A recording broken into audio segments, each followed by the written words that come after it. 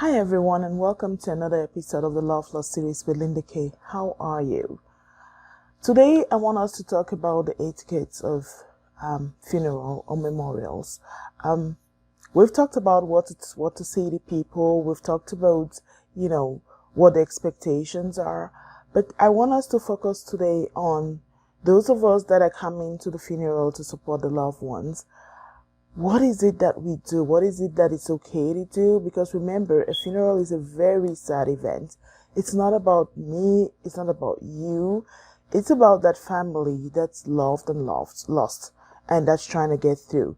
So the first thing I just want to give a few points about the difference between a funeral and a memorial or a celebration of life. A funeral is when you have a casket with a body. So the body is in the casket. It could be open or closed. In most churches, in the Catholic Church, it's going to be closed. But if the person that has died is in a casket and in a place and we're congregating to celebrate, to have a service or a mass, that's a funeral. That's a funeral service. A memorial is when the corpse is not there. So it's very common when the person has been cremated, died overseas, and has been buried, and so we're just having a memorial service for them. The casket is not there. Celebration of life, some people do it, most people do it, especially in my culture, when people have passed back at home and we're having a solemn service here where we live, where we reside, for our friends and family to come support us. And so the funeral service will probably occur someplace else, but for your formal service, when the corpse is in another place, we'll call that a celebration of life. Every one of these require us to be respectful and to show our support. This is when we actually show our support. So what are the etiquettes of a funeral? The first etiquette I want us to talk about is be on time. Remember, this is not about you. So your number one way to show respect for the family is to show up on time. There's no black man time when it comes to a funeral. We're working with time. Things have to flow in a certain way, especially if you're in this side of the world. The funeral home may be giving you a time slot because there's another family that's coming right after. So it's really important for us to be on time. It's very respectful that we be on time. For the funeral service back home, I've seen where they've rushed to bury people because people were late. Everyone was, please be on time. Whether you're coming to support or it is your love that's lost and you're trying to have a service for them, a funeral for them, please be on time. Recently, most churches in my country back home are starting to charge people a fine for when they're late because it was becoming so rampant. So let's all be on time. The second thing is the second etiquette I want us to talk about is dress code. It is really important that you dress respectfully. Never wear jeans, golf t-shirts, slacks, shorts to a funeral. It's really disrespectful, not only to the person that's passed, but to the family that's there. Do your best if you're male to wear a suit. Dark colored clothing are preferred. In my community, again, back home, they come out with a piece of cloth that everybody wears. You customize it to your taste. For that, I'm going to say, please be respectful as to what you sew, what you customize to make, what kind of dress you make. You still want to be respectful and not making shorts or making very low cut shirts. Like, don't be an eyesore. This is not, again, it is not about you. Be respectful to the family that's there. Understand that it's a funeral. It's a sad event. It could be a funeral for a 100-year-old grandmother. It's still a sad event because the immediate family, someone's going to miss them. Someone's life is impacted by their loss. So we're still trying to be respectful.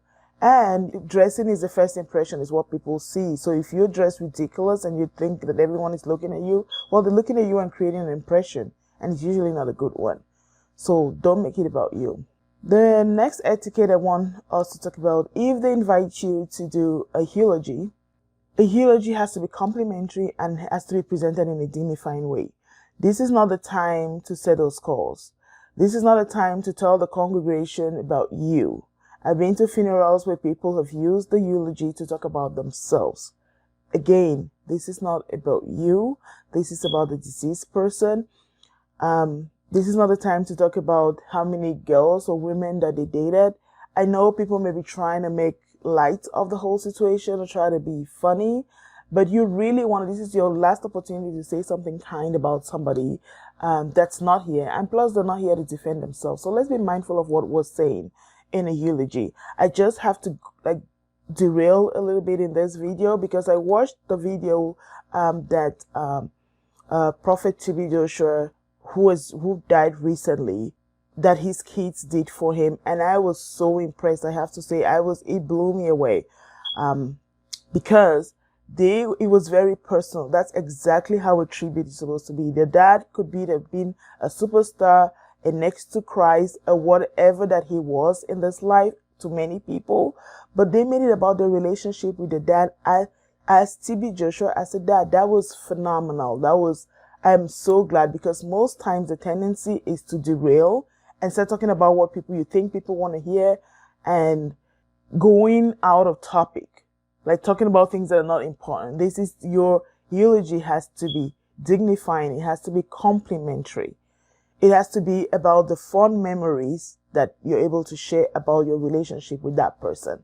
And I get it that people in the spark of the moment may, derail a little bit, but that's why I know that most people will let you know if you've been called upon to give a eulogy. So just try to take time to think about it. It doesn't have to be long, but it has to be about your complimentary and dignifying things about this person, the memories that you shared that has now passed. So we're going to go to the next. Flowers. Most of the time people are wondering what they're going to do, how they can show support. Flowers are okay, but just make sure you know the background of the person you're sending the flowers to. You don't want to send flowers to a Jewish person. Learn the tradition of the person that's lost, that's gone, and the family that's left behind, and what kind of service. Usually they will tell you what is expected of you, but if you don't know, you want to do a little research. Learn about other traditions, learn about Muslims, like how do these people celebrate, so that you're not. The next etiquette I want to talk about, I want us to reflect on, is the use of cell phone. When you show up to a funeral, you want to be able to participate. You want to show up and participate. This is your last time that you're going to be with you're there because you're here to show your respect to either the family that's left behind or the person that's gone. And so you should be respectful of what's going on. Please turn off your cell phones. I cannot believe I'm saying this, but it has happened. And sometimes it's not only about your phone ringing unconditionally, but don't be chit-chatting with people. Another good example is follow what is expected of you based on where you are. If you're in a Catholic church and they're kneeling and standing, just try. That's your way of showing participation. I understand you may not be a Catholic, but just try to follow what is expected of you. Be reverent to where that person is. And likewise, to go, if you're wherever it is that this service or memorial is taking place, we want to be respectful and follow the rules. It is not about us. We're there to support a family that's loved and lost, and let's focus on that and stop the distraction. Another etiquette I want us to talk about is who shows up to a funeral. I'm not sure I'm wording that right, but what I'm trying to say is, if you, for instance, have been divorced to someone and they passed, at the time of their passing and you're divorced, it's already established you've been divorced either recently or very long ago, that's what you are. You're a divorced spouse.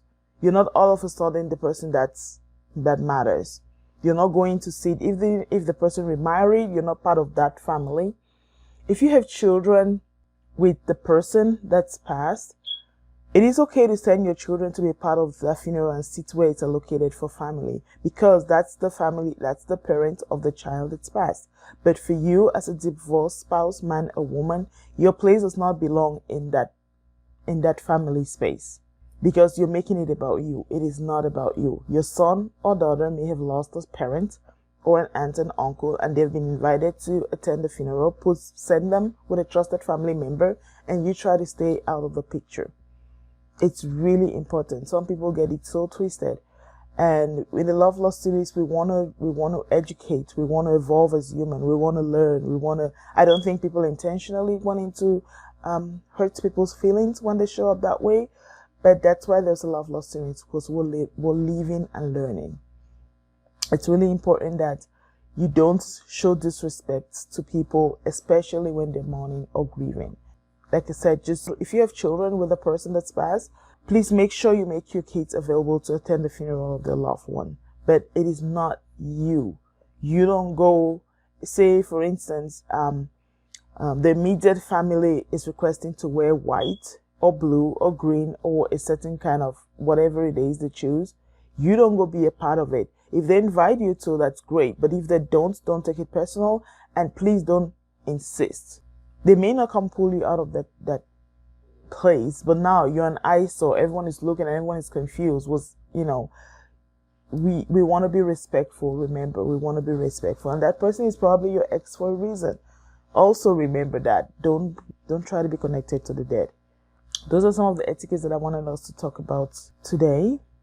Thank you so much for watching. Thank you so much to all my amazing subscribers. I love you guys more than you can ever imagine. Thank you for encouraging me. Thank you for allowing me to use this platform to do the thing that I like to do. I